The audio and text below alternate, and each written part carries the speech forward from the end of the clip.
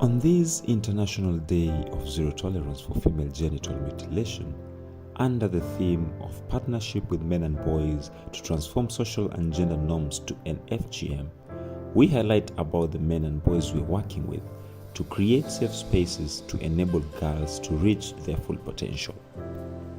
My name is Solomon Charwi. I'm working with Safe Engage Foundation as a communications officer. I also double up as a mentor. And I'm masculine, so I identify myself with masculinity.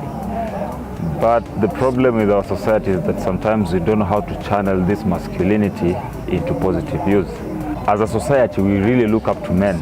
You know, the society looks forward to what men are saying because they are viewed as the ones with more power physically, and whatever they say is mostly listened to. In this fight, or in this activism of fighting against gender-based violence, and especially female genital mutilation, because of that masculinity, it is very possible for a man to stand and say no to FGM, and the society is able to listen.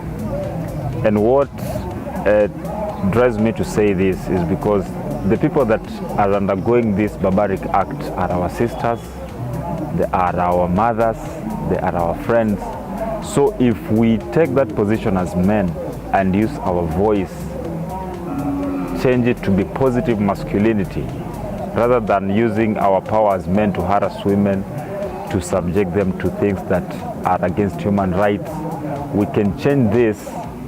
Being that now we are enlightened, we know how bad these things are, how they affect our people, we can use that power we have as men to stand up and speak against FGM. It is my vision to stand up and make sure that I use my voice as a man to speak against FGM, and that is what we call positive masculinity.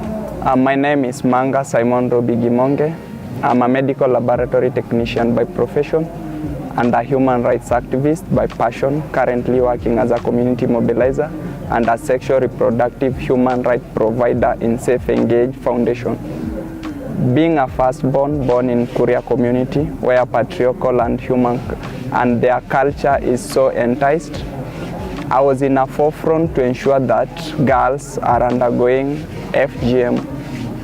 My journey as a human rights activist started in 2016, where my immediate cousin was subjected to the cut. She bleeded to a point of death. I was in the queue celebrating that we have gotten a real woman in the community. But thereafter, I noticed that the young girl is suffering. She's bleeding and no one is caring. I was dancing. Some few steps, I come back to confirm. I noticed that she's fainting. She fell down. They came and took her. She was put in a boda. They drove her home, and we went home to celebrate. During the night, something came into me. Why is this girl being suffering? Why is she bleeding so much? If this is the culture, why are we happy and yet the one we are celebrating is suffering? Some light came to me. She's bleeding because no one is there to speak for her. I decided that there are many young girls like my cousin in the Korea community. They are suffering, they are being subjected to FGM because they don't have anybody to speak to them. Thereafter, I decided I'll always speak to whoever doesn't have the person to speak on behalf of them. That's when my journey as an activist started, and since then, I've never stepped down. And as we speak today, the 6th of February, my say as a man is I'll always work to ensure that we have zero tolerance towards FGM. I'm Mwita Joeli Kengege. I'm a male champion. Male are very important in our society because we know male are culture shaper, and also when people need solution, men are there to make decisions.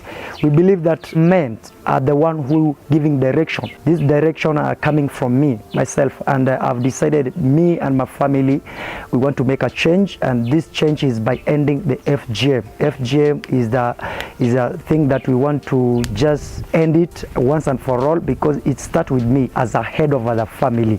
I'm Dennis Magabe, a male champion from Korea, a place called Nyatechi. Let me call it Nyatechi because I'm proud of being a male champion First of all, I'd like to thank all organizers of this organization for being such helpful in this society, and they made me to save my sister's life, and I didn't find it easy, but I struggled, and I thank you for being such honest to us. You know, when we combine all people, all genders, you know, we bring that a nice company to our sisters, and you are the first priority to fight for our sisters. No, if we say no to FGM, then it is done.